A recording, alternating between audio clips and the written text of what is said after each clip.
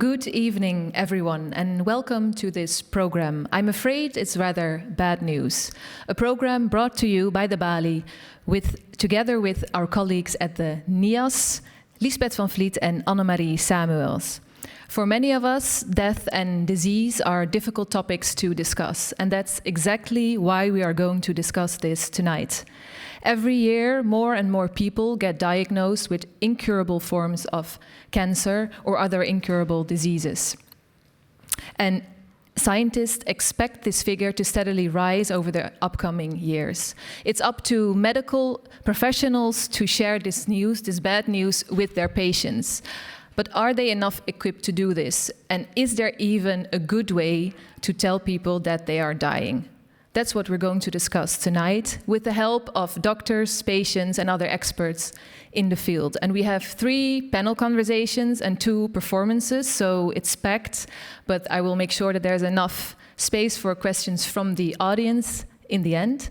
And let me introduce my first guests, Sabine Netters, internist oncologist at ISALA Zwolle, and Marieke de Meij, head of palliative care at OLVG Amsterdam, Evelien Manten-Horst, director of AYA Network. It's a network for young adolescents with cancer. And Ingeborg van Beek, communication expert and also writer, author of the book Levenshaast. And there's also a new book upcoming, yes, which you wanted me to mention. Dare to live. Yeah, okay, Dare to live. Welcome to you all. Sabine, I want to start with you. Thank you very much for inviting me. Lisbeth, thank you very much. As you tell, the medical oncologist in Zwolle. It's about 100 kilometers from here. I've been doing that for the past 10 years, and I'm also a palliative care consultant in the same hospital. And I've been trained in Cardiff, UK, concerning my palliative care education. Thank you for this information. To the discussion. Thank you. I wanted to ask you, because I mentioned in the discussion, death and disease are difficult topics to discuss. We're going to discuss this tonight. Why do we need to discuss this, and what do you hope to achieve this evening? It's a difficult question. I think we need to discuss this because we think medical professional, it's hard to tell people if they are really serious ill or going to die. So maybe it's interesting to explore why we think that's difficult. That's one thing. And I'm also very delighted or looking forward to the discussion because I never discussed this topic with an artist or with a writer or with a director of the AYA network, and not with journalists or politicologists.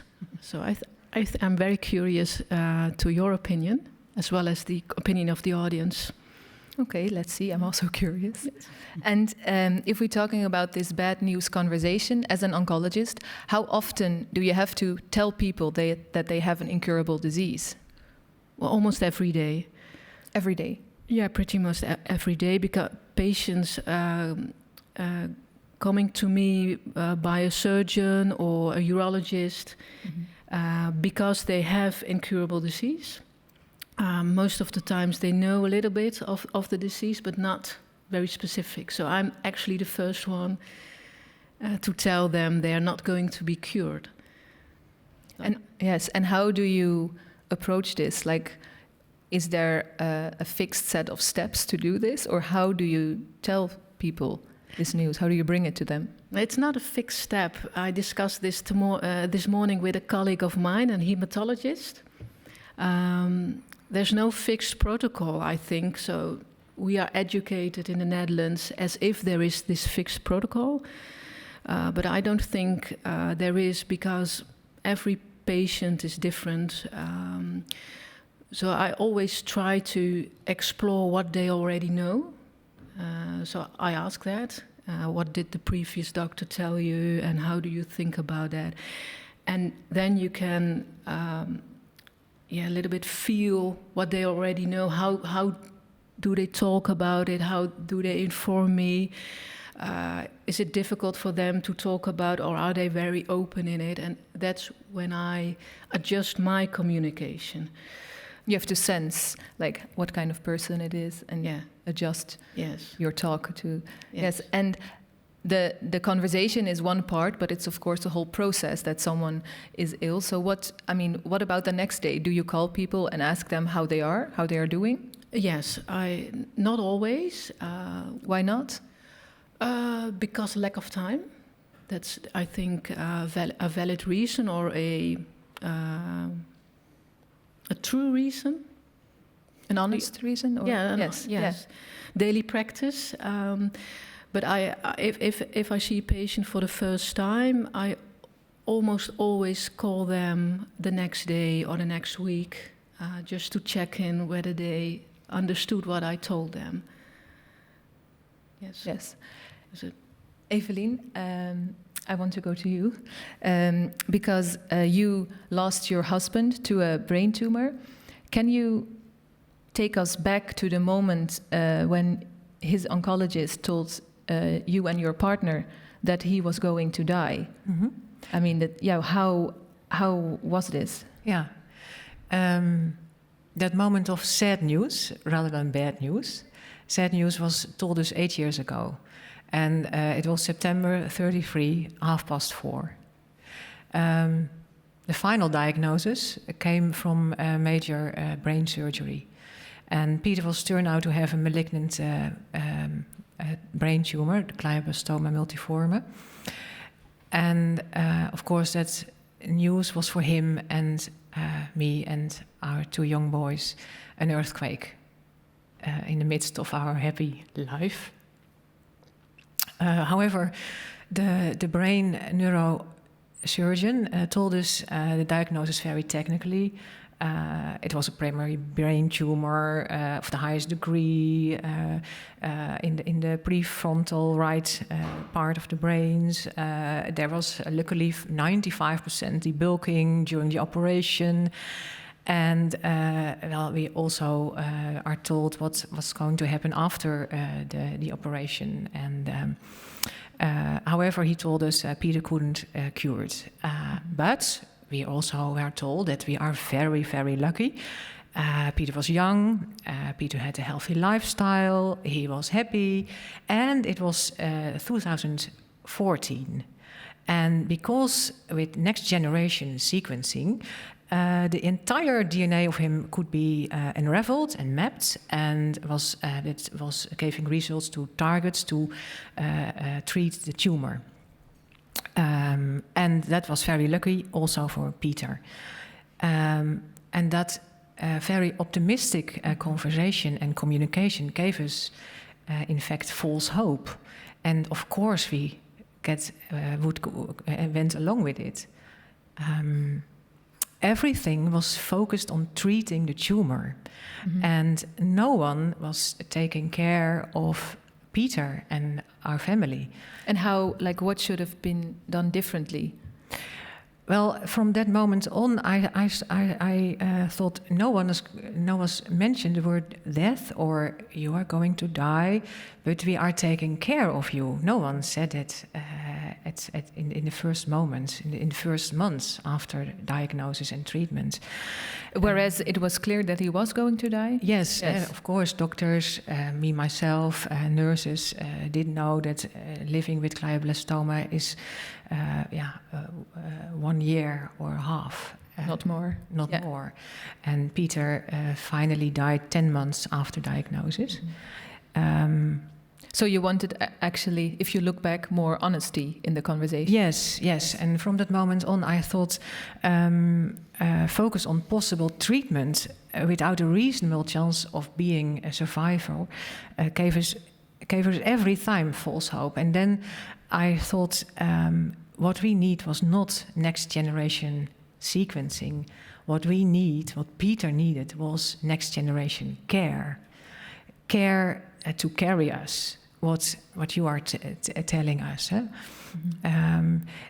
Personalized, not one size fits all. Yeah. Looking at Peter and me, his wife, our young boys. What do we need separately and as a family? And that's a very delicate balance. And it's very hard for doctors also to unravel what patients need and what the family around the patient is. Yeah, that's also what Sabine mentioned. You have to sense. Yeah. You have to sense it. Yeah. And Yeah. you yourself, you suffered from breast cancer. Yeah. You also had a bad news conversation with your oncologist. Yeah. How was this conversation differently than the former one with your partner? Because that oncologist awoke in me trust, and she was very honestly with me and Peter and our younger boys. She mentioned not that I would cure, but she said it's very sad news, but we are going to carry you. Yeah. And together with her, we studied several scenarios of treatment, and she coached us, she guided us in what are your goals in life and what treatment is suitable for you. Also, she didn't know what chance it was, and she was very honest. And she said, I'm also with a back on the wall. I don't know, but we are going to try. Yeah. And I am backing you. And you also set up this network for young adolescents with cancer. Is this also what you, like, if you ask them what they need in such conversation, do they also want honesty, or what do they say? Yeah, we have a great research now open, and the first results of these young adults and adolescents are that they prefer honestly. On the other hand, they don't want to listen to you are definitely ill and you are going to die. So that's very... That sounds contradictory. Contradictory, yes. Because the honest, conversation might be that you are going to die. So we have to make a deep dive in what they are really meaning. But I think when I'm speaking to this patient group, that they mention be honest and care to carry us. Yeah. Marieke de Meij, head of palliative care in OLVG, but also general practitioner. Yes. Do you recognize elements in the story of Evelyn, that people want the honest story? I recognize everything she tells us, and especially also that is, I think, our job in the palliative care team to be supportive not only to the patients, to the loving ones, but also to the doctors, like the oncologists, because there is short of time, and it takes a lot of time and in a whole process to figure out what someone wants, and you cannot do it by yourself. I think the team I'm working with, the nurses and people, we can help this process. What kind of help, what kind of support should I think of? We talk to the patient, and I think the most important thing is we ask the question, what do you know already?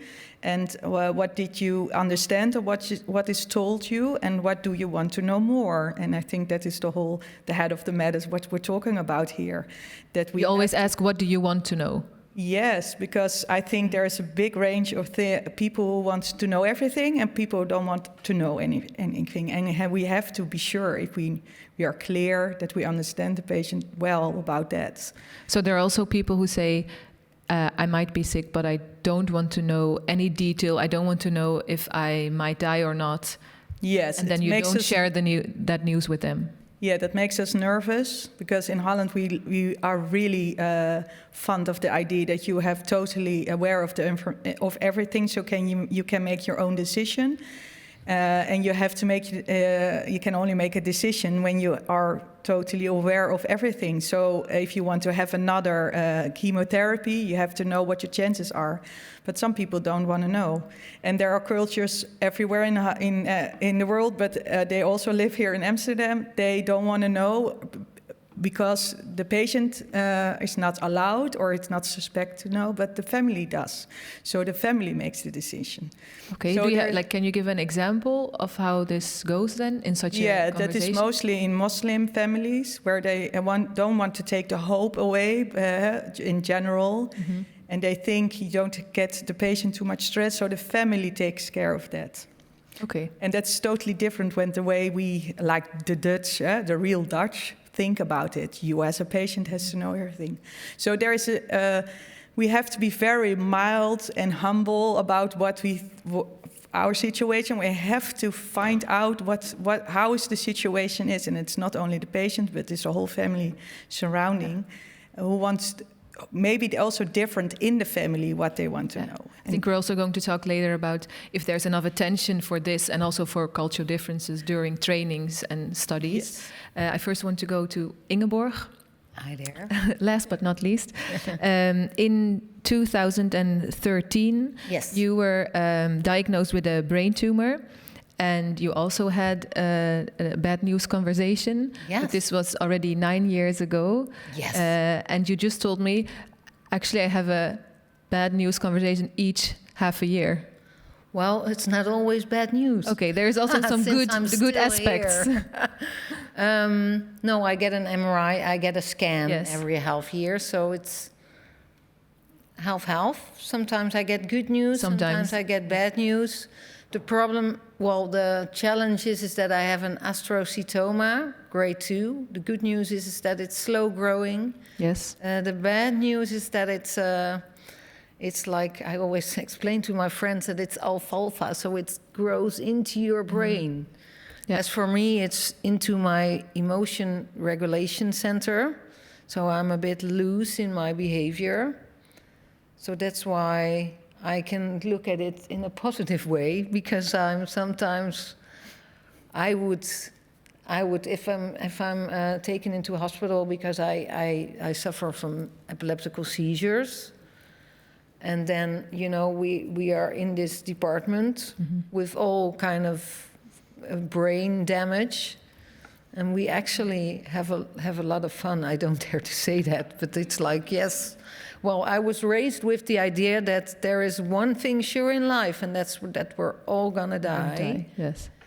And I remember, and I read newspapers, so I know that 1 out of 10 people will get diagnosed with cancer. I remember when I had my diagnosis 9 years ago, that I thought like, wow, she showed me my scan, so I saw my own brain with this huge white spot. And my first question is like, am I gonna die?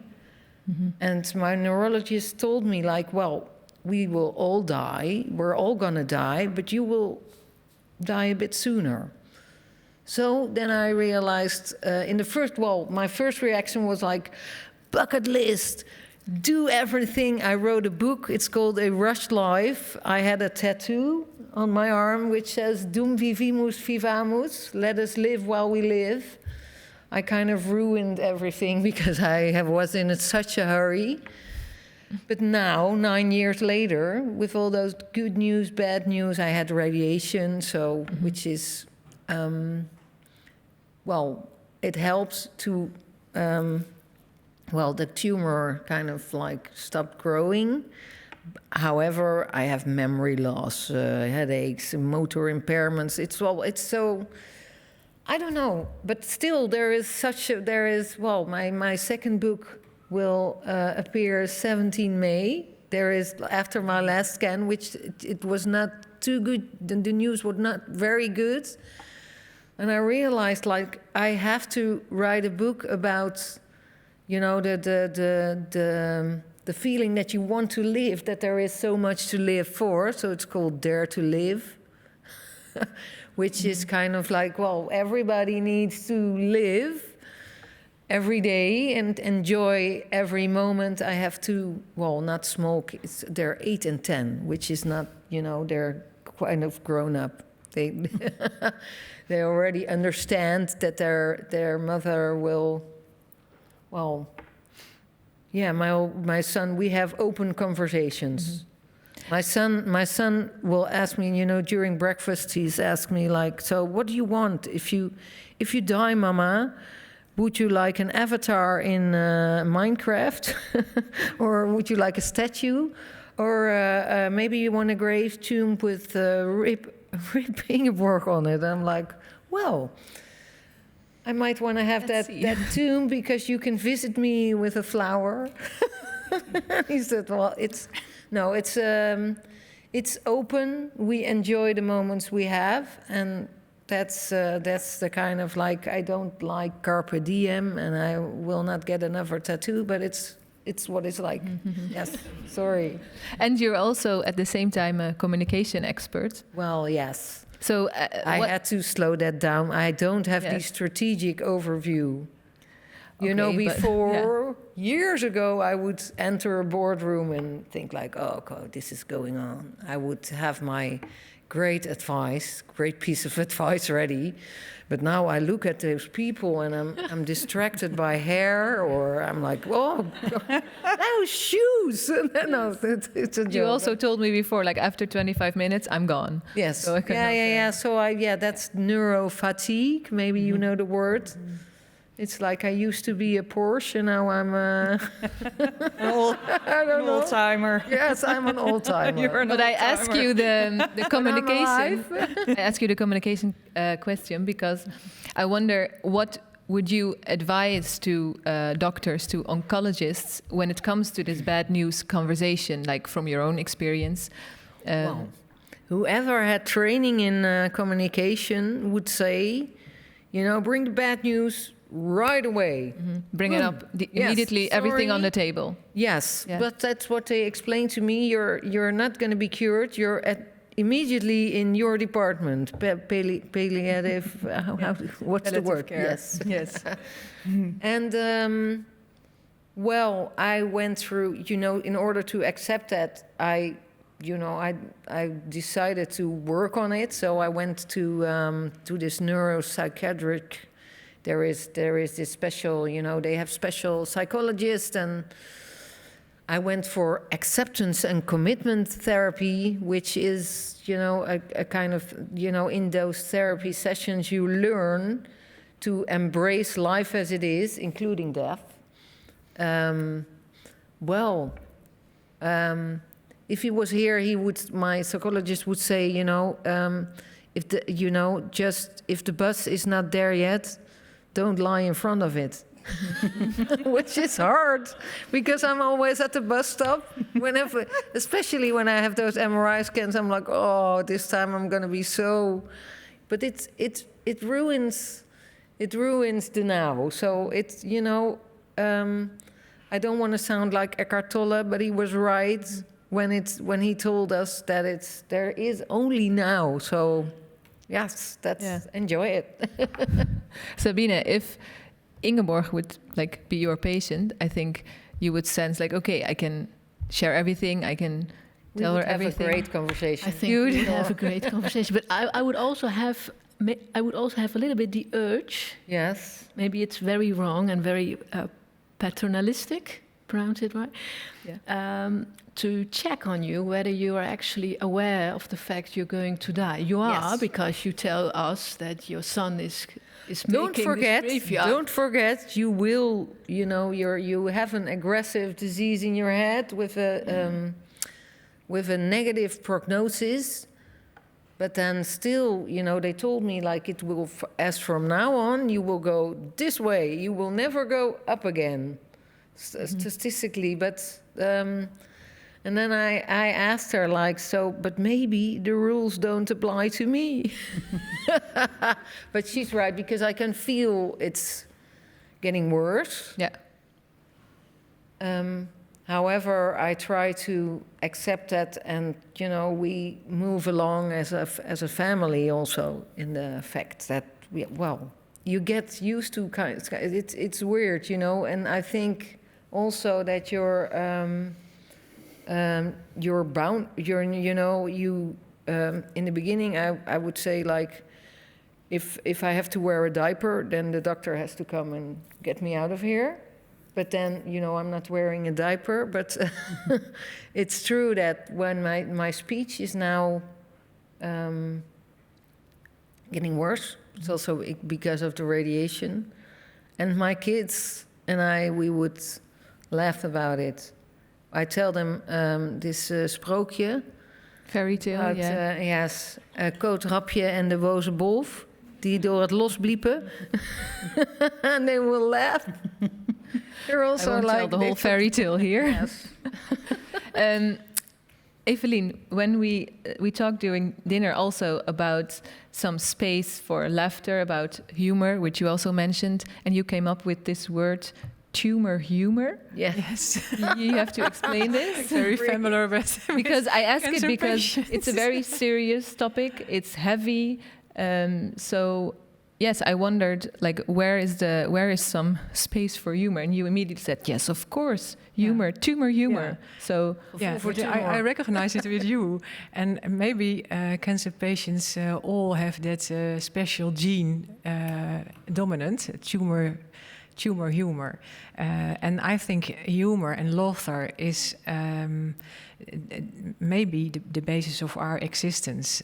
We can endure our pains and the face of death because of humor.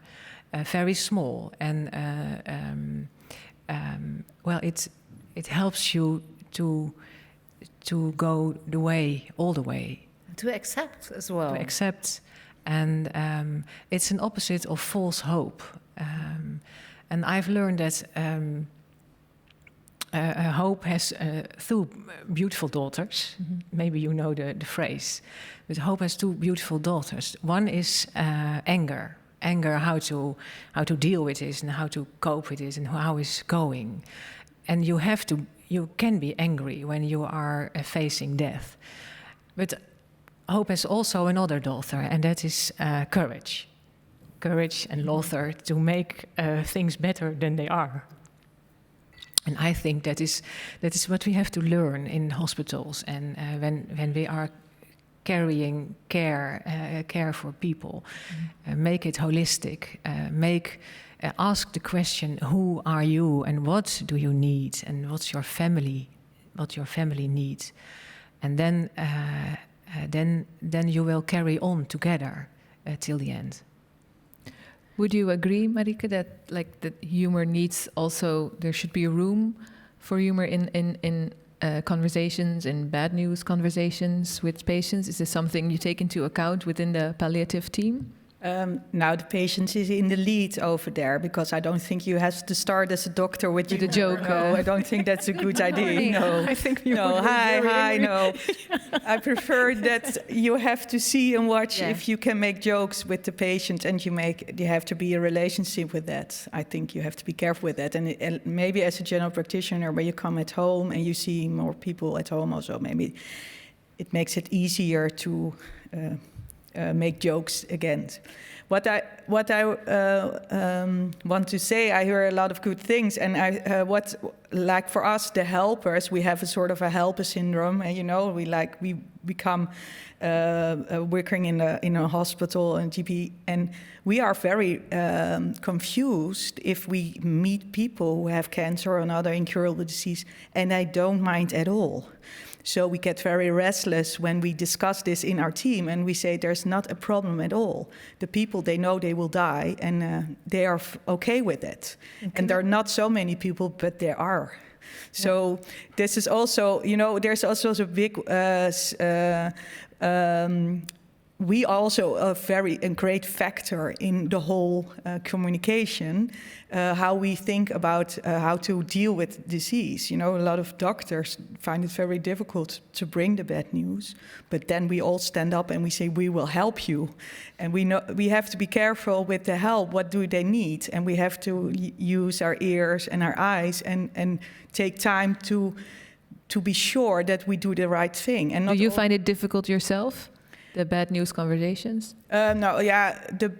The difficulty, I think the most difficult thing is what I hear from myself and my colleagues as a GP, but also in the hospital from nurses, is that all the people surrounded by the patient know it's a bad situation. Mm-hmm. And the doctor told something like, there is still hope, or false hope, or we can do still something, and the patient is in that...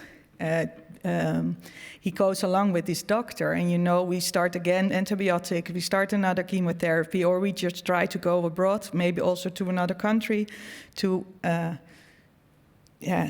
look for treatment. Yeah, look for treatment, sit on the hope to getting better. And then we think, oh, we have to shift the hope not to getting better, but having maybe a nice trip, or not maybe the bucket list, but we know the bucket list doesn't exist. Nah. You just Bucket want list. your normal life for a while. Maybe you have to shift hope to that. We will try to help you see your current child is born, or just have a nice day. Maybe just one good day, and another one good day is the thing we have to hope for. But. Yeah. And so I think that's the most difficult thing when you're not, like we say, the head of the treatment. We are supportive, and we see it's not. We don't believe that's the good. The good way to do it. Can I ask you something? Yes, of course. Until what are you gonna? Are you there until the very end? Yes, Okay. most of the time. Yes. Especially as a GP. Yeah. Yes. Okay. Yeah, and also in hospital it depends. But we see a lot of people dying. And do they? Yeah. I always- Evelyn had a question. Yeah, maybe it's also that we have to dare to endure that there sometimes are no answers. And that I've learned that we have 2 ears and 1 mouth, and that we have to listen carefully. And sometimes it's on our hands, and honestly say, I don't know it either, and, with you, and to endure it together. Because Sabina, I also want to ask, where I hear like false hope or things like that, but how do you even know for sure that someone is going to die? I mean, we have all these kind of percentages, like 80% of this, 20%, but how do you state the fact that there's no chance anymore? You mean How do you know for sure that someone is going to die? If we're talking about being honest, like, can you be that honest? Yes, you can be that honest, because of course there are new treatments and novel things, and but we know that some diseases in some stages are just not curable at the moment. They might be in a few years, but at this moment they are not. But we cannot be very specific about days or weeks or months, not until it's actually a few weeks or a few days. So if a patient gets in my office, almost the first question is how long will I live, or when do I die? Yes. Maybe did you ask the question to your neurologist? You did. You Yes, and she only told me, well, we're all gonna die, and you're gonna die a lot sooner. Well, yes. so but how was that for you? That answer, did it? I was a bit rational at that time. I wanted to text my mother, like, I have a brain tumor. And my partner told me, no, that's absolutely not a good idea. You wanted and he to was do right. that? Yes, I was completely like, okay, so this is it.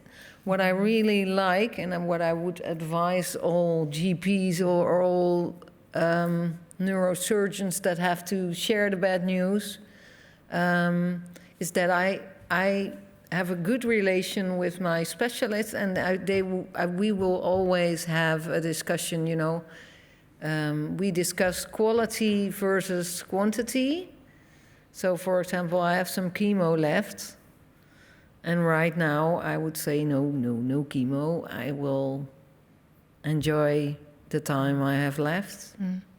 I don't know. Quality before quantity. Yeah. Yes, it's just... I want to ask Marika, because we have to go to the performance in a minute, but I want to ask you, what do you think is something your team would need if we're talking about, maybe more tools, or not literally, but maybe tools to do things better? Like, what would your team need? To be honest, I'm already very happy how it works here in OVG. It can be a PR story about our team, but cooperating with the doctors and the nurses in the hospital, so we can find each other. I think that is the most common thing, that we work together. And I'm not bringing the bad news, but I discuss the bad news the day after or the week after with the patients. And so we have to be one team. And But I also hear Sabine saying there's not always time to do that. No, she does not have a lot of but time. you have. I know, Okay. and I have. Yes, Yeah.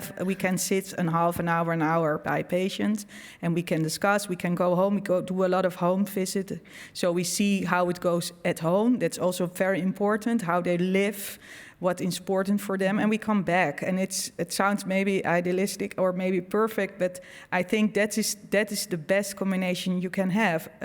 A doctor who brings the news and does all the technical things, and we see how it comes to the mind and the family and how they deal with it. Because that's also about a general practitioner as I am. I know that people are at home most of the time they're different than they will go to the hospital. They put their makeup up. They want to be a good patient, and then they come home and they are tired.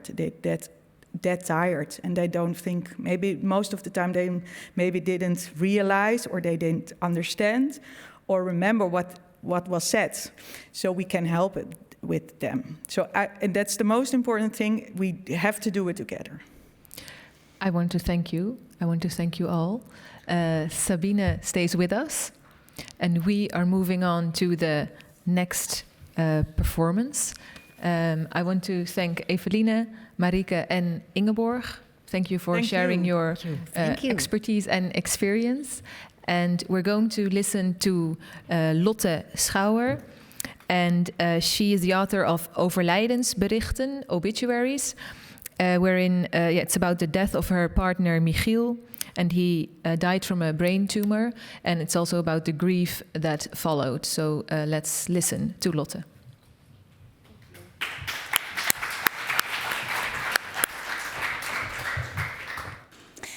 In a way, it seems like a strange concept to me, that there is such a thing as a bad news conversation, that there is a person burdened with the task of telling you you are going to die, as if before you never considered your mortality.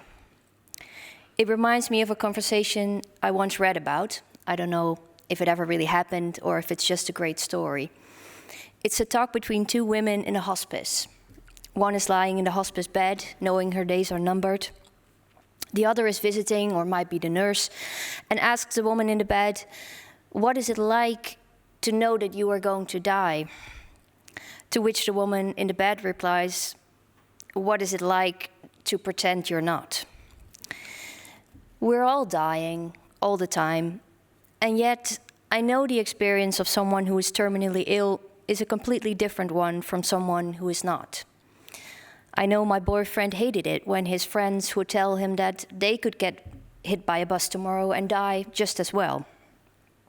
They were right, but the chance of getting hit by a bus will not make you change anything about the way you live your life.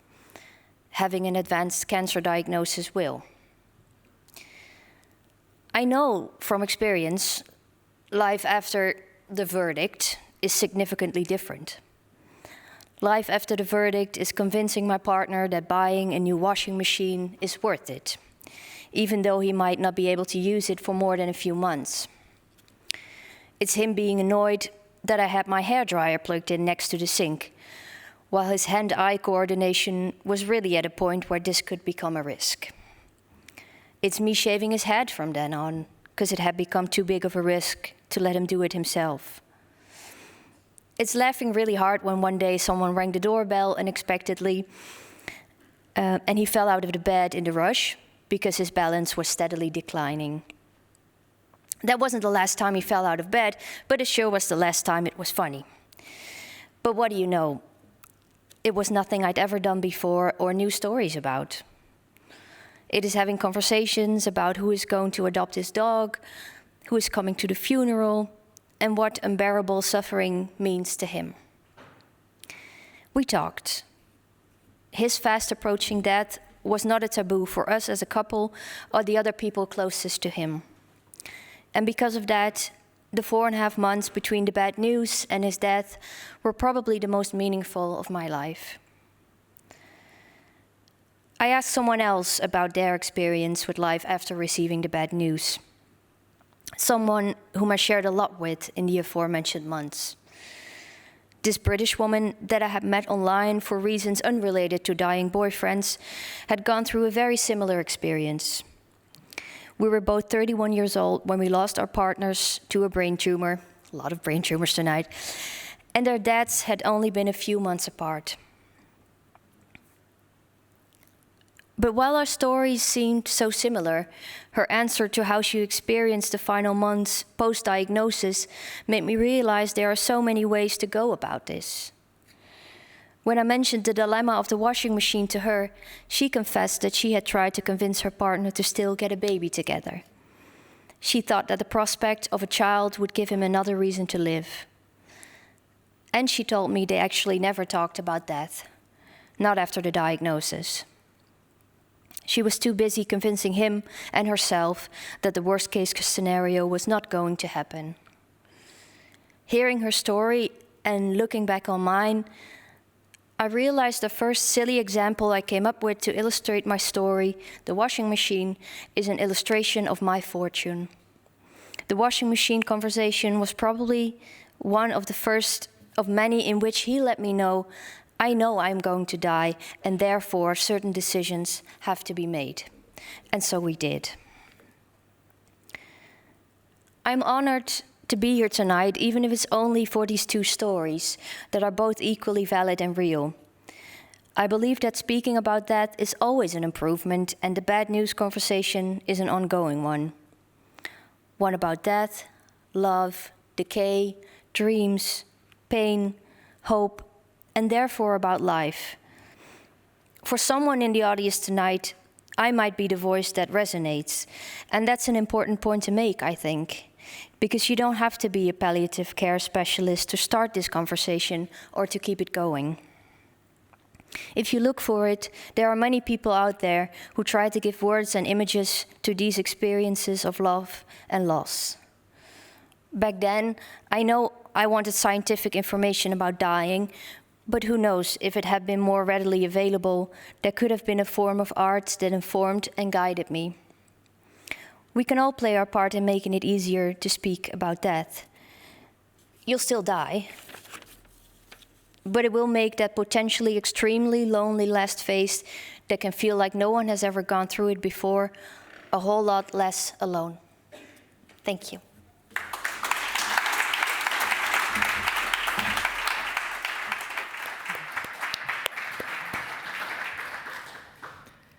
Thanks a lot, Lotte. You made us think. Let me introduce my second guest. That is Jonathan Kaufman. Please take a seat. Jonathan is Reader in Palliative Care at the Cicely Saunders Institute at King's College London. He came all the way from the UK. So it's great to have you here, to have international guests again, and to have audience again. So very happy about that. Jonathan, how did you listen to Lotte, her story? Well, gosh, firstly, thank you for being so brave and sharing your narrative with all of us here today. I've been profoundly moved by all these very evocative accounts of, I think these are sometimes stories of loss. Loss of the person who once was, loss of loved ones, and they're invariably sandwiched around that thing called bad news, which we've been talking about so much this evening. Several things have struck me in relation to folk who know me well will always know that I'm a stickler for definitions about what bad news is and what it represents. Some would argue that it's information which adversely or seriously affects the individual's view of his or her health. Mm-hmm. Any information that isn't welcome. I mean, intuitively, that sounds quite reasonable. An uncomfortable experience, both for the giver and also for the receiver. But something that struck me, and I sit here also not only as a jobbing researcher in palliative and end-of-life care, I've been doing this for over 20 years and looking at it from a variety of different perspectives, also as a cancer survivor, where I too was a recipient of bad news, which is where I go to the disgraced cyclist Lance Armstrong, who I used to admire a great deal. And I think back in, when he wrote, I left the house on October the 2nd, 1996 as one person and came back as another. And I think that resonates with many of the stories that we've heard here this evening, that these are transformative discussions, which can either be brokered delicately, sensitively, and I really like the notion of a tender conversation, which has been shared by a really quite incredible author called Catherine Mannix, who wrote a book fairly recently called Listen, or it can represent a train crash. I was at work, actually, when the surgeon rang me after a biopsy to say, young man, you have cancer. This is the sort of thing to be brokered over a telephone. So it was at that point, I already had an interest in palliative and end-of-life care, but I was very interested after that in relation to how these moments are examined and researched, how they're experienced by patients and their family members, and also, very importantly, from the perspective of the jobbing healthcare professional.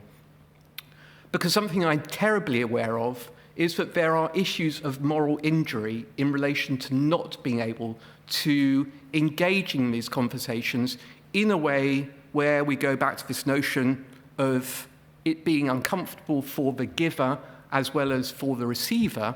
If it is done badly, not only is it a catastrophe for that individual patient and their family, it's a catastrophe for the family members who remember what went wrong, but it's also a catastrophe for the healthcare professional where they recognize or have insight into how it is taking place and the words are being used badly and their body language is inappropriate, and they then experience moral injury. And as a consequence of that, what we refer to as burnout, their inability to continue to carry on doing the job that they trained. Do you hear this a lot? It's incredibly common. Having to do it badly again and again and again must be utterly corrosive.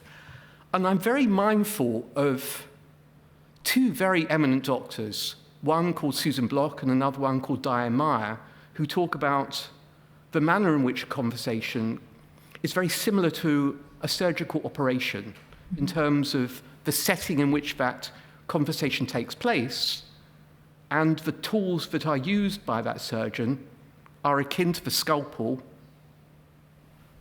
The environment has to be sterile and so on. And by using the wrong word or sharing information at the wrong speed or not picking up on the body language, the non-verbal communication with that person who has just been provided with information, or their family, you can sever an artery. Yeah. And that is a catastrophe for everyone. It's of course differently from a surgery because the patient is awake. They're awake. And yes. They are awake. But in much the same way, these words are tools, in much the same way as a surgeon may just cut a nerve or a blood vessel, and that could lead to a catastrophe for everyone concerned. And I think, just focusing back on our very learned clinicians in the audience here, that the training associated with this, when healthcare professionals are in the making, in nursing, in medicine, in physiotherapy, sometimes you could argue that it is balanced on the sharp end of the pin in terms of the amount of time that's devoted to the most important skill that they bring to the bedside. Not enough time, I hear. Not enough time. Yes. How to communicate. And very importantly, I suppose this will resonate with you, and I'd welcome your thoughts on that, to communicate with not sympathy, but with empathy. And those are quite different. And this is lacking at the moment, is what you say. Yes. Would you agree? So you pose that empathy is lacking because of time restraints or lack of education, or? I think empathy can be taught. And there are a variety of different studies, and I'm always thinking of Theresa Wiseman's work on this topic. And she often thinks about the conditions in which empathy can be present. It is innate for many of us. But for some of us, it is not. And I think it is a teachable skill in terms of being able to get into the shoes of that person, to appreciate the magnitude of the information that they've experienced. Not completely, I can't be you, you certainly can't be me, but one can imagine to some extent what it might be like to receive that information. But how can you do this? Because I also can imagine that you have to do, let's say, the technical part. You have to tell what's happening to a patient. How would you see this part of empathy? How could it be brought into practice? Like if you could give an example. So I'm going to focus on you here because you're the jobbing clinician, as opposed to me being the jobbing researcher. And I merely observe and record and quantify and understand whether interventions where we have attempted to teach people these basic skills, and I'm afraid to say they are basic skills, we often don't think about how well will this person be able to communicate and share information when doctors are being recruited to medical school. It's really the focus on qualifications and whether you're a member of a sports club, not whether you are really good at being with people and interest in people. I also heard Sabine saying before that there's not much time. So who has to take this up? Like, is it the doctor? Is it the hospital? Is it politics? Like, where? Okay. Who has to start with the change? So I'm going to bat this one back like a ball. I'm mindful of the founder of the modern hospice movement, a woman called Dame Dr. Cicely Saunders, who trained as a social worker and then as a nurse, and because she was so concerned about the plight of people living and dying from cancer, she was told that she would then have to train as a doctor. She did that at St Thomas's Hospital, set up a modern hospice in St Christopher's in Laurie Park Road. And I think she once said to me, and we were talking about this over supper, that time is not measured by its duration, but by its depth in relation to what can happen in a rather focused moment. There will never be enough time to have these discussions. Please react. Do you agree? You're on the floor. Do you recognize? Yes, I do agree. Jonathan is saying. Yes, I do. But I think that when we go back to empathy, I think we are actually born with a lot of empathy. And there is research that during medical training, empathy declines with medical students and residents as well. And I think it's because of the focus on technicalities. If you want to make career as a medical specialist, if you want to start training as a medical specialist, you are being judged on what you know and how good you are as a surgeon.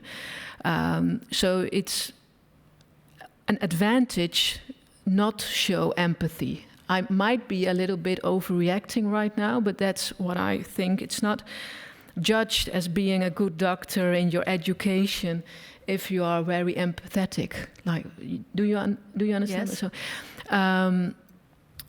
when you start, you have to focus on the medical things. It takes a lot of brain space. Am I doing right? Do I have the right diagnosis? Do I interpret his lab results? So you see the patient, but you're also thinking, am I doing good? Yeah, that makes sense. Yes. But when you are more experienced, you have more space to go back to your empathy, where you were born with, and try to know the patient. And shouldn't it be part of training and of education? Yes, I think it should be, and it should be part of it. I think it's actually the most important part, especially when you are an internist or a pulmonologist or an oncologist. You need to talk with patients, so there should be a lot more focus on it. But I don't know really how we should do that in the training, because the education program is too full with lots of stuff and things.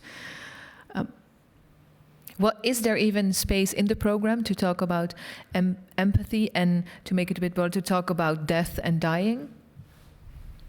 Yes, there is, but you have to look for it yourself. So if you are... It's not a mandatory topic or a mandatory course or something? It depends on which university you are, and it is mandatory, but it's rather theoretical. So what you want to learn it from this more experienced doctor to be how to do that. I do agree with Cicely Saunders' comment on it's not about the duration of time, it's about the depth of time. And you can do that, but it requires some kind of knowledge, some kind of skills before you can reach that level. And I think it's very difficult if you just start and you're getting out of medical school to be able to reach that level. So the young doctors need to be guided to do that. So today I have this very young doctor who's just started 3 days ago, and I told him I don't want you to sit behind the screen. Mm-hmm. You spend your time, 85% of their time they spend behind a screen. They spend 15% of the day at contact of patients, and that's increasing. And that's something the government or the board or whatever needs to change. Mm-hmm. And is this something you discussed with the board? Yes, we do. Every physician discusses that, but they don't do anything with it, or? No, they don't. Okay. No. That sounds worrisome. Yes, it is. I think it is. Yes. I think that like 10 years ago, this research was published from Amsterdam University that young residents spend, like what I said, 85% of the time behind a screen and only 15% time talking to a patient. So I gave him this order: if I come back at the end of the day, I want you to tell me what kind of woman is she? So I know she has a pneumonia, and I know she's very ill, but does she have grandchildren? What are the names of their grandchildren? That's exactly what Jonathan mentioned. Yeah. But you, just to go a bit back, you said, like, we discussed this with the board, yourself, your colleagues, multiple times, and nothing changes, or nothing is done with this? Well, it's also difficult for a board to change, because you have these health insurance companies who actually dictate what we need to do. But I also am a bit... I don't totally agree with it, because when I close the door and I'm in my room with the patient, I'm the boss. So there's no board member judging me. I can talk with the patient how I want to talk with the patient. It's up to you. Yes. And we just need to reclaim our time as a physician. Mm-hmm. I want to ask another question to you, Jonathan, because in the former panel, we talked actually quite openly about death, and both Evelyn and Ingeborg were like, okay, we want to know the honest story. We want, if Evelyn said, I embrace death, so it's not something we avoid. You did a lot of research also in different cultures. Can you explain shortly a bit, like what kind of... Oh gosh, yes. I can imagine that there are some differences between maybe European cultures and other cultures about this honesty, this fact of being honest, and also the concept of death. I mean, I work in southeast London at a hospital called King's College Hospital, which it's a very gritty, materially and deprived part of southeast London, and it's incredibly culturally diverse. I often think of a medical demographer called Suzanne Hall from the London School of Hygiene and Tropical Medicine, and she mapped the geographical origins of the shop owners along a 1/4 of a kilometre stretch of road, and then plotted them across the globe. And it was incredible how many different countries were represented. And I always show my students that, because all of those shop owners represent potential patients, potential loved ones, potential friends, potential people from the community who might surround those individuals. And each one of those cultures, without wishing to be reductionist, will have a different world view of how they make sense of living, illness, symptoms, death, dying, and grief. And let's get back to this thing called truth-telling or breaking bad news. So there may be some cultures, and I think we alluded to this earlier with the Muslim community, and there are others after that. I'm thinking of the Haredi Jewish community in North London, where the notion of truth-telling may cause what we refer to as a moral harm to share that information about somebody's prognosis with them rather than making that the preserve of family members could be catastrophic and could break down a relationship between a healthcare team and that family. Did you also need to know this then as a doctor? We need to know this information, and without wishing to compartmentalize different people, because there will always be outliers, it's a question of asking the person, some people want to know everything about their illness, other people don't. What would you like to know? And then you invite that opportunity. But then there are all the, we come from a society where paternalism versus autonomy are constantly being wrestled.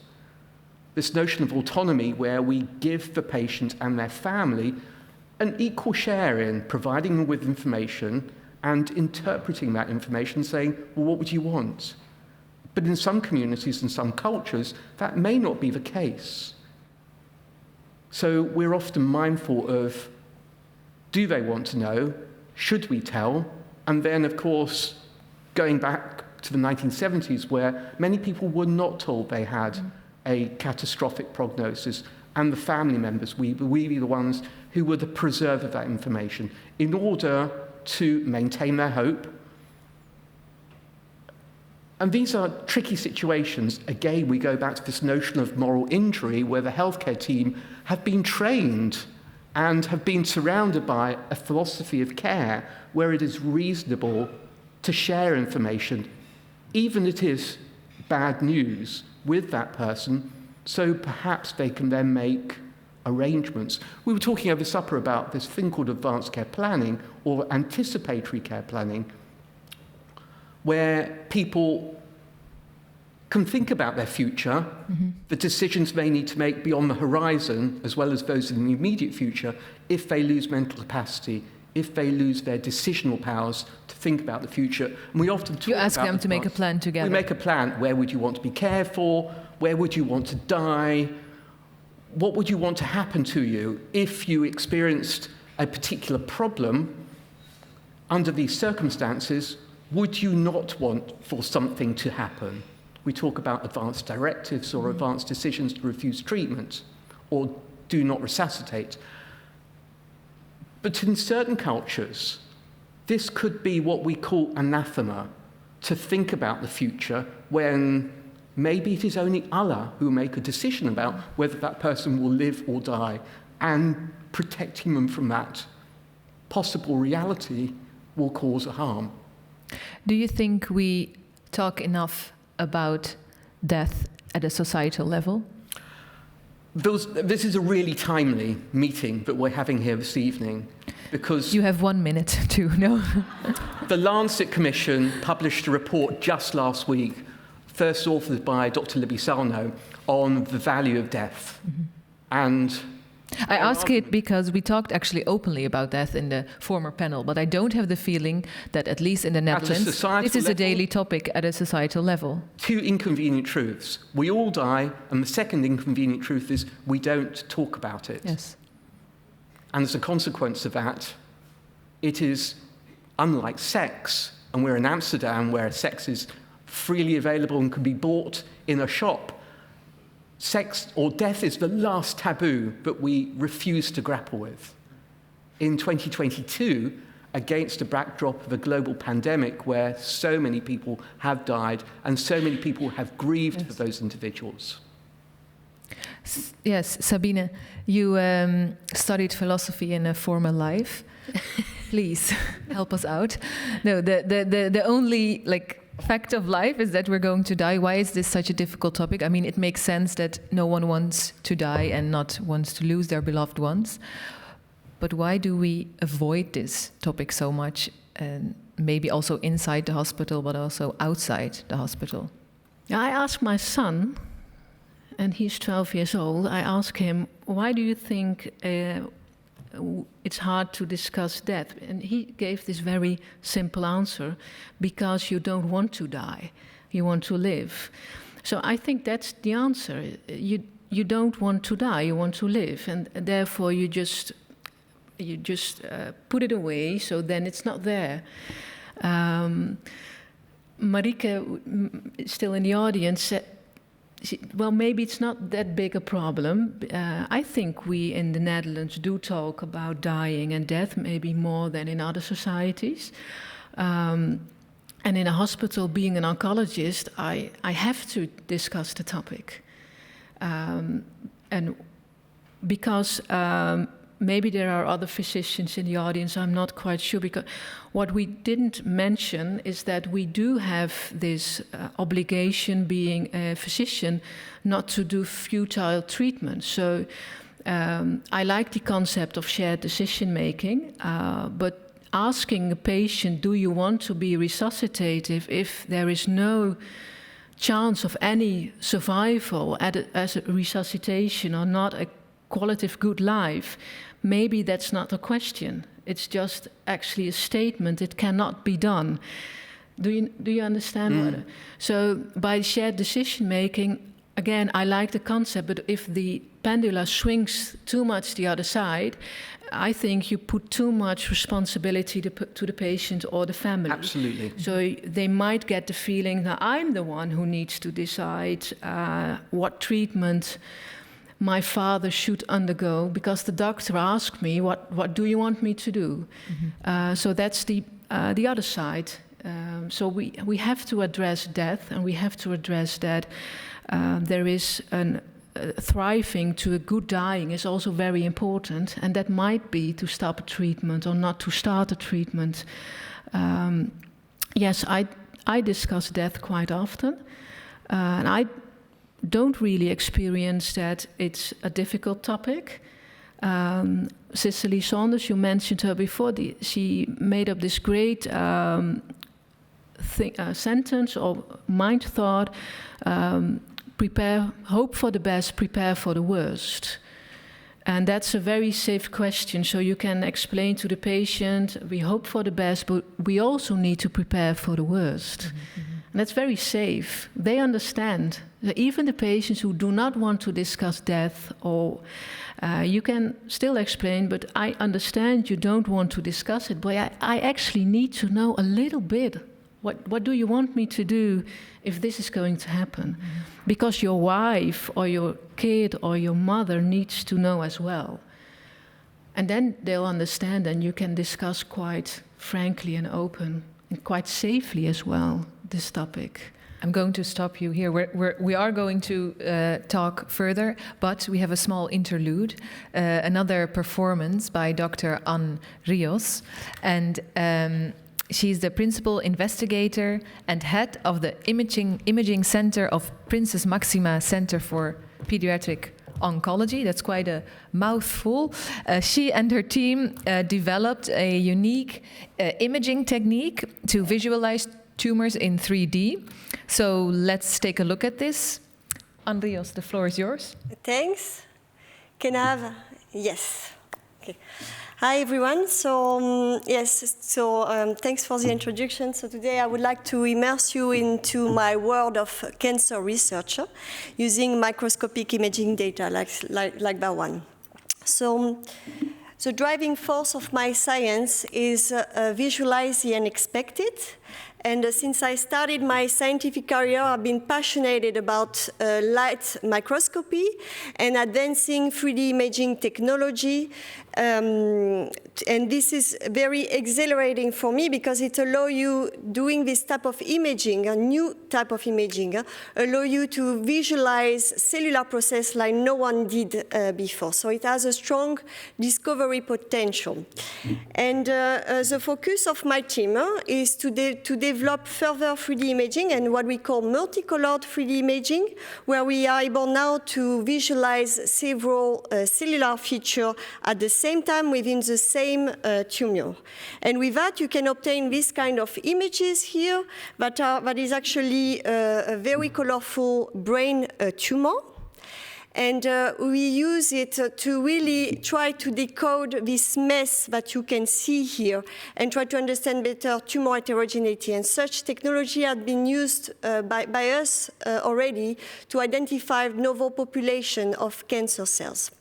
So beside imaging human cancer, what we do in my lab is also we develop imaging technique for looking at treatment response. And that's what I would like to talk about today. So more specifically, in my team, we work on cancer immunotherapy.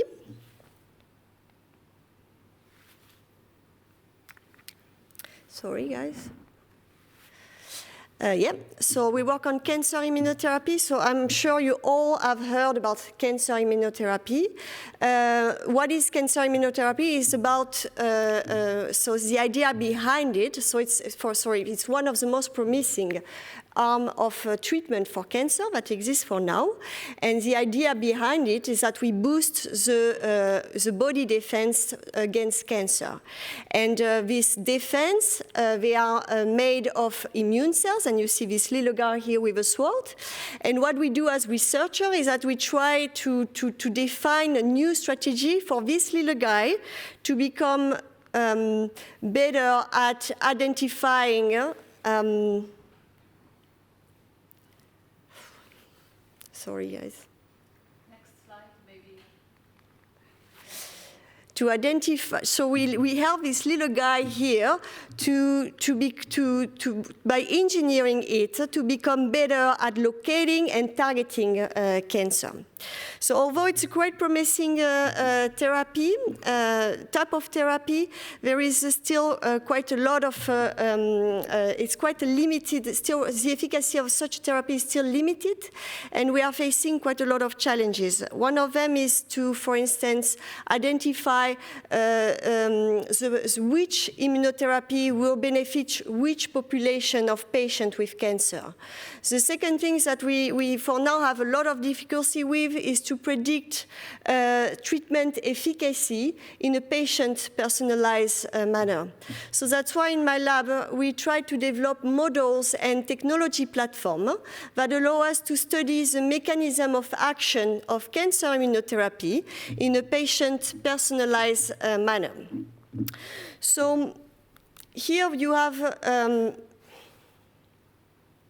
hopefully an immune cells, yeah?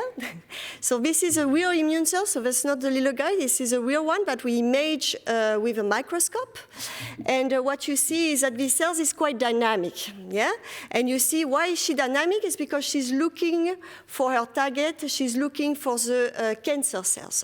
So the idea that we had in my lab is that we could use this dynamic, capture it, so being able to track these immune cells, and then predict their behavior, and with that we could predict their mode of action.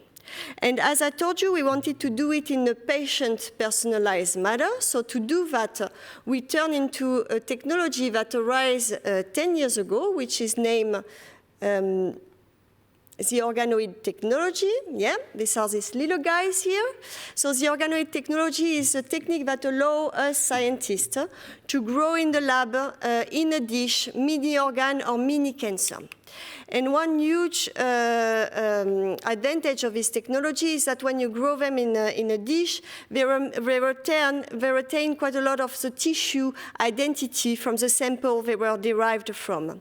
They can be also expanded indefinitely, meaning that we can scale up this material to do a lot of experiments, and we can also biobank them, meaning that we can go back later on to do other experiments, but we can also share it with other people from the scientific community.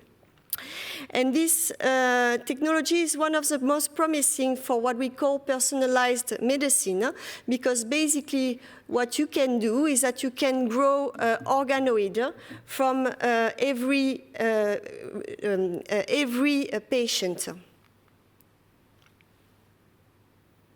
Yeah, thanks. From every patient, sorry, so then I'm going to move. So what we decided to do is to use this organoid, and you have them here in yellow, and we co-culture them with our immune cells that we have engineered. And then with that, we put together an imaging platform where we can image simultaneously multiple conditions in 3 dimensions and over time. And here you have an example of with 14. Can you try to play the movie, please? Yeah, it's playing. Yeah. So yes. So here, what you have as an example is that you have 14 organoid lines that were derived from 14 patients with breast cancer, and we co-culture them with an immunotherapy that we wanted to know if it was efficient against cancer. And what we found is that some organoid lines were not killed. So you see the organoid in yellow remain intact. Some lines were partially killed by this immunotherapy. You see that some organoids are destroyed and others remain quite intact. And some lines were totally destroyed by this immunotherapy. So it gave us a very good range to really look at the mode of action of this cellular immunotherapy for different type of patient and for different type of response. So what we did with that is that we look at all this, we tracked all these immune cells from all of these patients. So we did it for over 150,000 immune cells.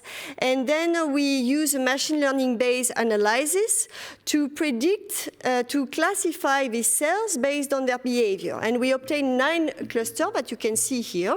So what we found is that some cells were pretty useless. So they were dying, static, quite lazy, not moving a lot. Some were scanner, meaning that they were moving a lot in the culture. And some were able to engage with the cancer organoid. And out of that, we identify a cluster that is named the super engager. And these cells are quite remarkable because they are able to destroy an entire organoid on their own. So these cells, we identify a population of cells that is a serial killer for cancer. So that's a glimpse of what you can do with this platform that we name Behaved. And what we are now doing with this platform is to try to test its potential for acceleration of personalized medicine, and especially I showed you for efficiency of drug development. For instance, we identify this serial killer, and now we are trying to see if we can build an army of such a cells against cancer. And overall, we hope that this platform can help for decision making on which immunotherapy for which population of patients can be used or can be sent in clinical trial. On that, I would like to acknowledge my dream team for the fantastic work that they are performing in cancer research.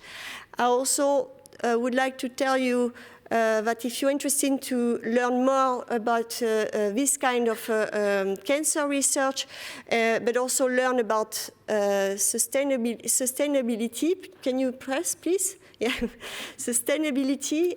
We have an exhibition at the Lakenor Museum in Leiden, where we discuss the importance of this type of research, but also the unintended consequence that this type of research has on our environment. And with that, I would like to thank you for your attention.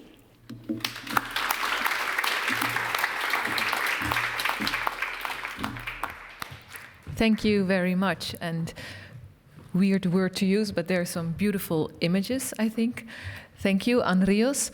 I want to introduce our last speaker via Zoom, Anthony Beck, professor of medicine at the University of Washington in Seattle. Welcome. Hello, thank you. Very good to have you here.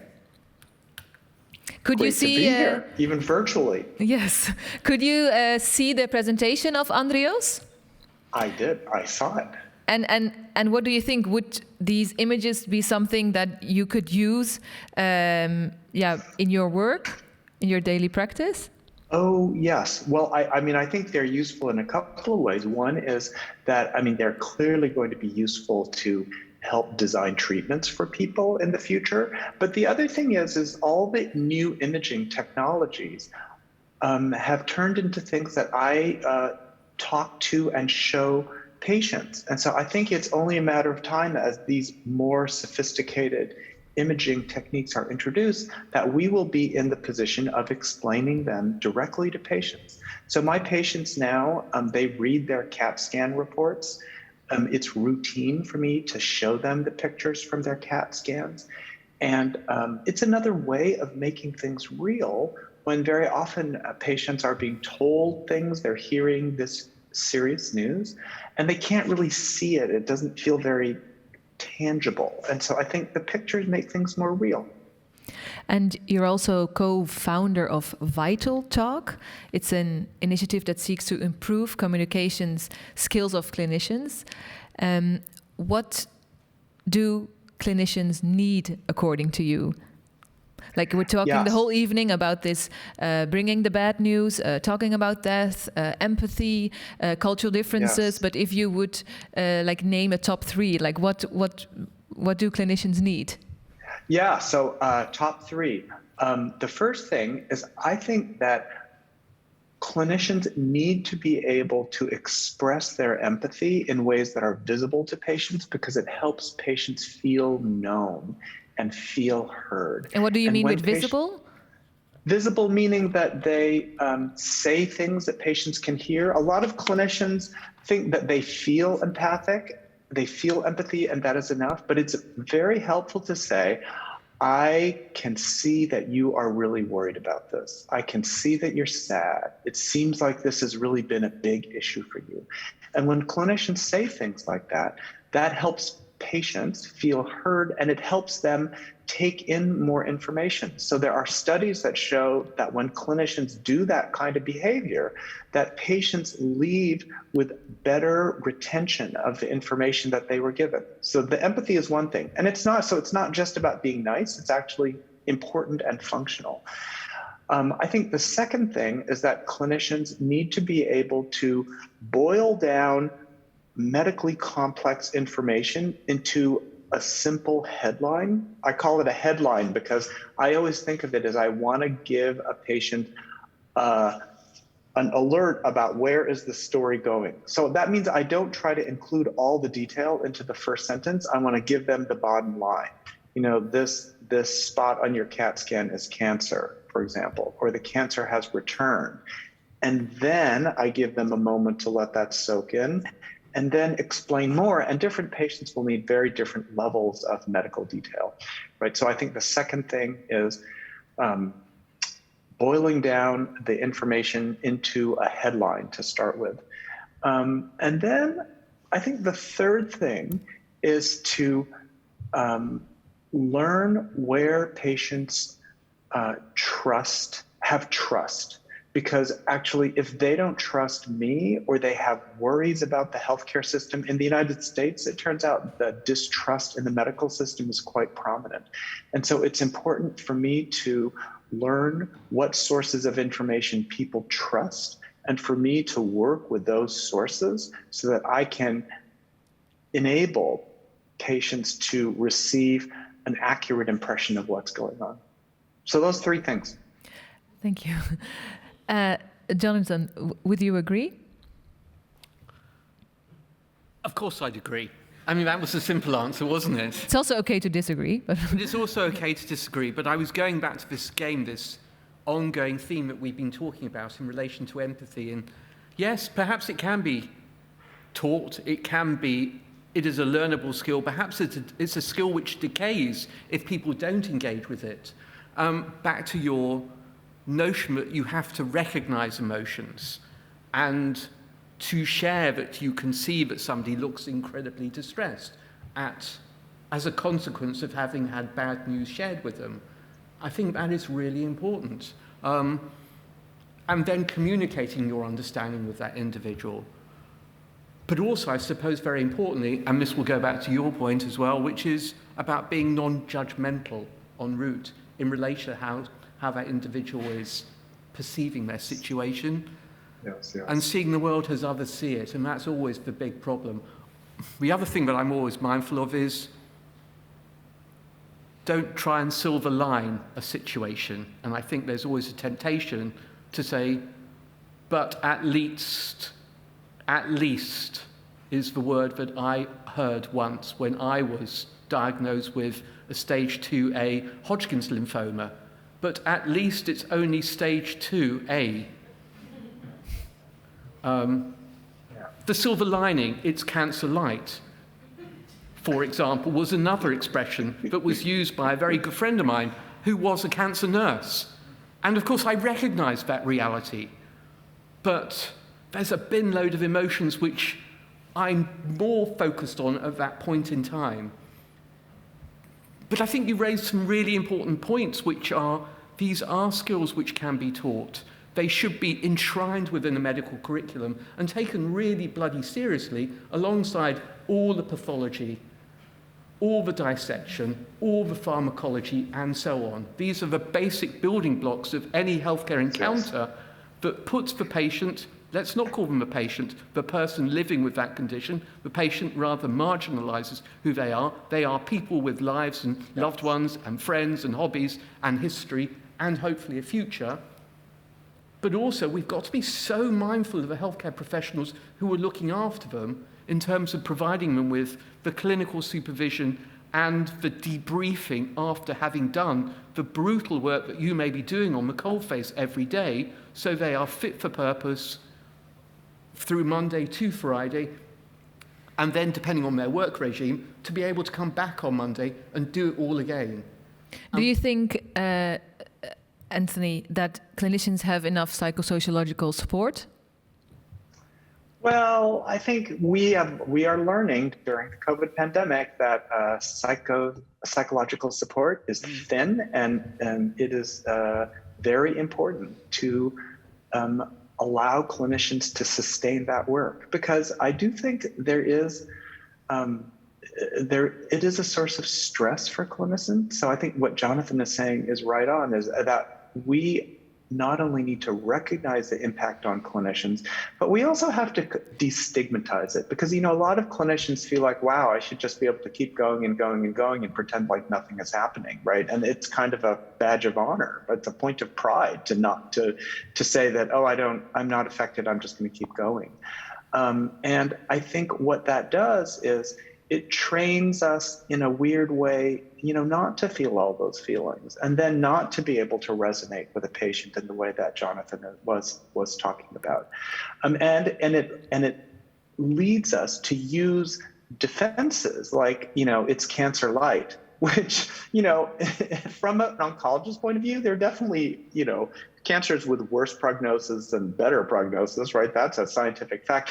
But that cancer light thing, that is incredibly diminishing to a patient. And I actually think it blocks their ability to cope, because it doesn't recognize the seriousness of the situation for them, right? We have to take their reaction in a totally non-judgmental way and honor that and work with that. Sabine, do you recognize the first 3 points of Jonathan's story? What has to be done? It sounds there's a lot of work that has to be done. Yes, a lot of work has to be done. I do recognize it. I agree with it, and I also recognize your point. It can be learned. Mm-hmm. So I think that was the first point, to address the emotion you think the patient is showing. You can do that. You can just say, you look sad. Is it correct? Are you sad? Do you want to share with me why are you sad? We just don't do that. But we can start doing that. We can be taught to do that. We can learn how to do that. So yes, I think we can learn that. But then I don't know how it's in the UK, but in the Netherlands, it's been 20 years ago I studied medicine, so I'm not quite sure how it is today. Maybe, can I ask the audience? And maybe we can ask the audience later. Okay. But I had another question about the support aspect. Do you think oncologists, clinicians have enough support? I think we could have enough support. I mean, there is support in the hospital, but we don't go there. Doctors don't ask for support. Why not? I don't know. Is that embarrassing, or it's about time, or what's the... It's not about time. It's... Did you ever ask for support? Not on psychologists, no. I do with my friends and with my colleagues and with my husband. Okay, that's also formal. Yes, and it works very good for me, and I run a lot. If my husband bought this boxing thing, so I'm very stressed. He says go to the how do you schuur? Schuren? Yeah, what's the English word for schuur? Shed. Go to the shed, and you can go back in like 30 minutes. And then the schuur, yes. It works. It works. But you never sit with a colleague or colleagues and that this was a tough week or a tough day, and you talk together about what was difficult? Very few times, but I see that the younger doctors are doing it more. I think it's very good, and But why are you not doing it? I mean, it's of course you can share it with your husband, and why not with your colleagues who go through the same things as you every day? Well, I've been thinking about it. I don't think it's about being tough or want to show off or look tough. It's just. Maybe it's some kind of strategy you need because you have to continue. If I have this bad news with one patient, the other patient is waiting in a waiting room, so I can't just take like 30 minutes, get myself back together. I have to continue. You have to go on. Yes, I have to go on. So if you break that routine by asking how are you doing, it's a bit scary for me if it's done. So if a colleague comes to me and how are you doing, I might block because I have to go on. Mm-hmm. But would it help, like maybe not every day, maybe not every week, but to have such a conversation once in a time with your colleague? I think it would be very helpful, and I think the younger generation is more open to it, and will be offered more the opportunities. Anthony, is this also something you pay attention to within this in your initiative, or is this? Yeah, do you recognize this with what Sabine is sharing? Yes, I think it's very common, and I think what Sabine is talking about is totally understandable. She has a busy day, she has a bunch of patients to see, and certainly the way I was trained, it was like you just had to have a stiff upper lip and go through the day, and not let anything leak out. And I will say, what I have learned over the years, and this is certainly working with my own therapists and my own. Like Zen practice, it turns out I'm a long-term Zen person, is that, you can get to a place where you can allow yourself to feel more and also know that you will not let it get out of control. So now I can walk out of a room and say, wow, that was really sad. And I just need a minute to just experience that. And then I can pull myself together and go back into the, go to the next thing that I need to do. And that kind of emotional regulation, actually, that is a kind of skill that you learn over time too. And we're not terribly good about teaching that, but I do think it is a different way of being in the clinic than just saying, you know what, if I let even a little bit out, it'll all come out, and then I'll fall apart and I won't be able to function. And I would love to broaden the sense of how cancer doctors live with these things every day, because they're in the middle of these super, intense situations all the time. You wanted to add something? Inevitably, any conversation with me would always become political. And during the pandemic, every Thursday evening at 8 o'clock, we were all encouraged by our government to go out and clap or bang saucepans for all our frontline key workers, particularly healthcare professionals, who were working at the very limits of what was tolerable. And yet during the pandemic, we currently have a situation in the United Kingdom where I think we have a deficit of 90,000 healthcare professionals. So we work in a very creaky system. And the number of professionals who left during the pandemic as a consequence of not being looked after means that not only at an individual level, we need to look at a structural and systemic level in terms of how we look after these gems, these assets, who we have invested a small fortune in terms of training and providing continual professional development, and yet never really adequately thinking about the emotions associated with the work that they were doing.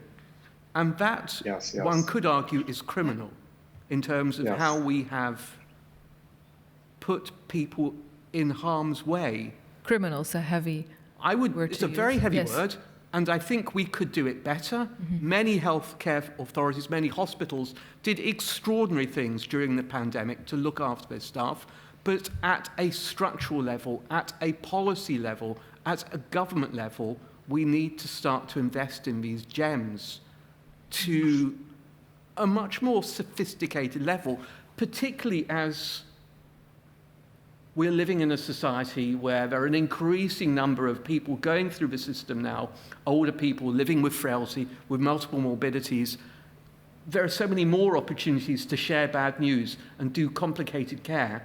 And unless we change the piece or rip up the rule book and start again and think about who are we doing this for? Who is delivering the care? A measure of society is how we treat our most vulnerable.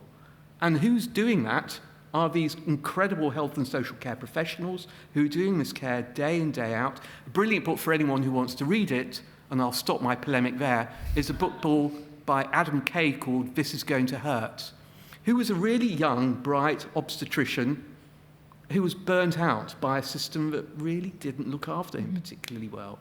And that's sad, regrettable, lamentable even. So also a message for the government. I want to go to the audience. I want to see if there are any questions for our guests.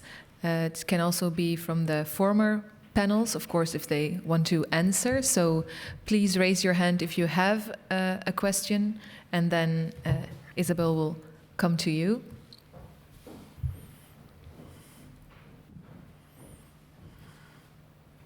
Hello, I wanted to ask, I work in a care home, and last weekend I was working, and I told one of the men that worked there, that lives there, I told him I'm going to this talk, and he used to be a doctor in Vietnam and other countries, and he also told a lot of children that they had cancer.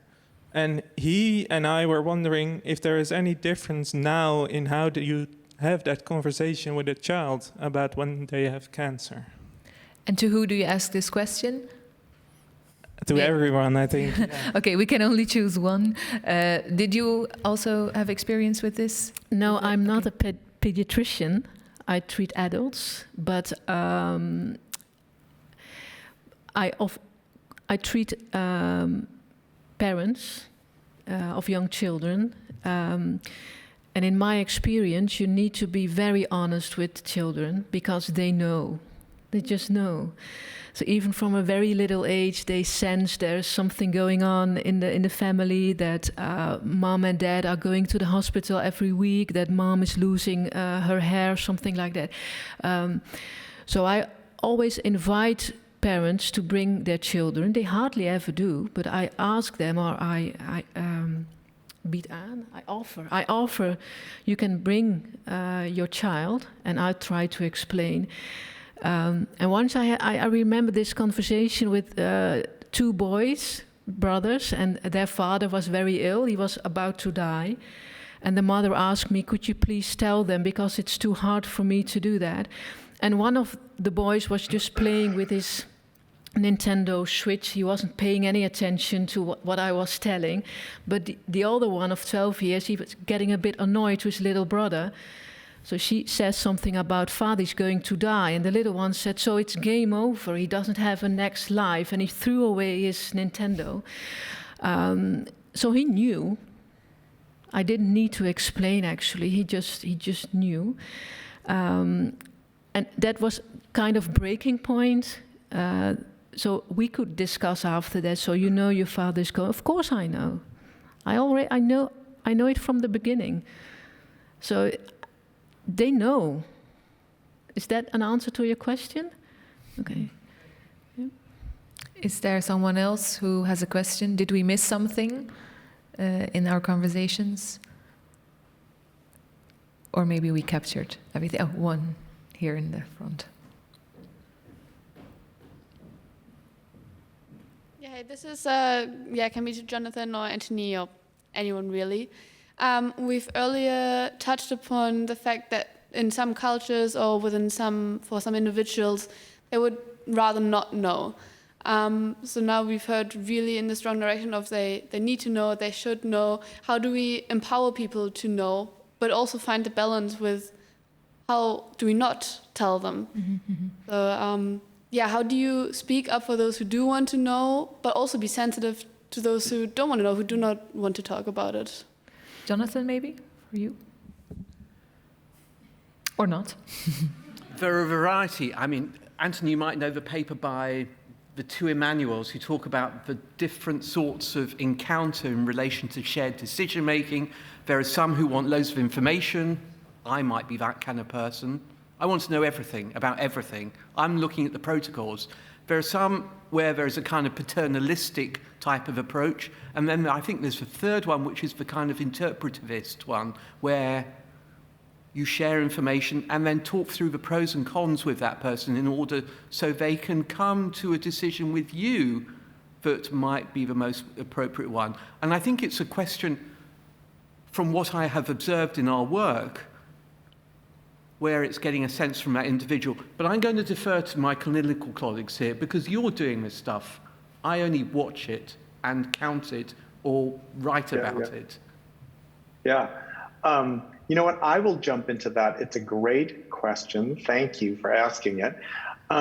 You know what? My sense is that even in cultures where people don't talk about medical information explicitly, they have ways of talking about illness. They have ways about talking about things that aren't going well. And so the question that I always ask myself is like, what is the way in which this patient and their family might be willing to talk more about this? How do they talk about it within themselves? So I might ask them, you know, when something serious happens in your family, how do you guys talk about this? Has someone in your family had a serious illness before? What was talked about?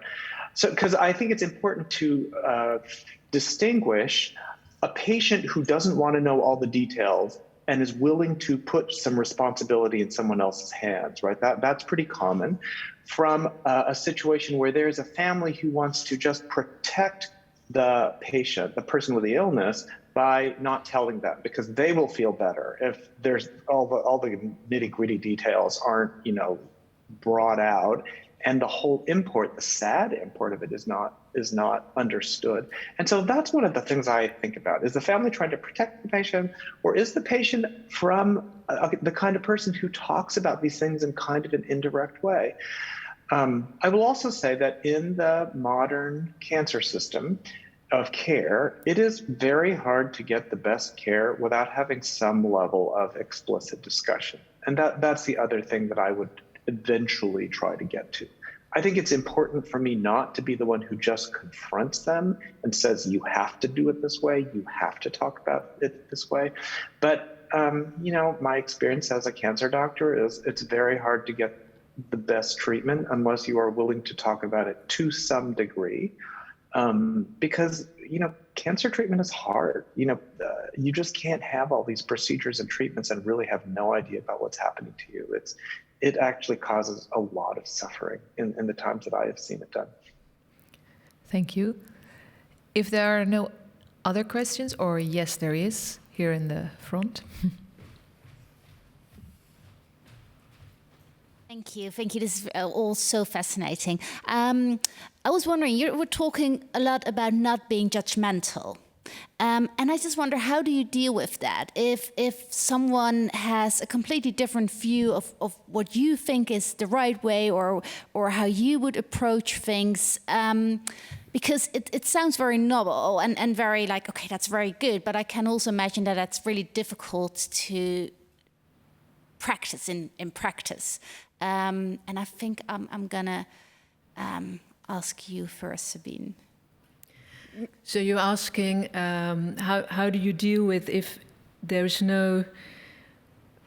the patient thinks totally different than I do? Is that what you think? No. Yes, it's just about like not being judgmental of how people approach things or how people see things or what they think is the most important thing now, or how they want to deal with their illness. Yeah, I do encounter that. It's when then the patient doesn't accept or denies. It's not accepting, but denies he's having cancer. I do have some patients who say it's not cancer, it's just some kind of inflammatory thing. And they continue doing that and they get chemotherapy. And I have to say what he's saying, you have to explain, you cannot give chemotherapy by not mentioning patient has cancer. But if he persists in it, then that's his choice. I'm not there to convince someone to do something I think is right. He or she needs to do what he thinks is right. And if it's a decision I would never make for myself, the only thing I need to know is that is the patient well enough informed? And is he capable to make that decision? So if he is, then who am I to judge? Sabine, can I just add something there? Certainly in the United Kingdom, we'll always be looking to instances of mental capacity. Yes. So I'm entitled to make as many bad decisions as I like if I have mental capacity. You might not like them or agree with them, but I can make them. Yes. And I imagine the same is true in the Netherlands and, of course, in the States. Yes. But maybe please? Sabine, finish your sentence. Maybe you mean on a little profound level, not on the mental capacity, but just what simple decisions. So if a patient says, I'm going to go on a holiday in 2 years, and I think, well, he's not going to make another 2 years. I actually say, I don't think you're going to make another 2 years, so maybe you should go on a holiday in next month, a few months. Is that what you mean?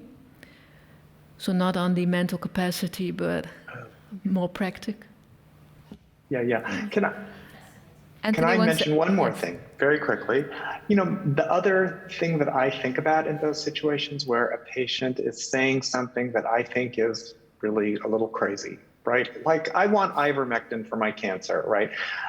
The question, the thing that I try to do to help myself be non-judgmental is to take a step back, ask myself, where is that opinion coming from? And then is there some place within that where I could join together with that patient and we could have some kind of shared interest or shared project? It might be shared at the level of, I can see you want to do everything possible to help yourself, and I want to do that too, right?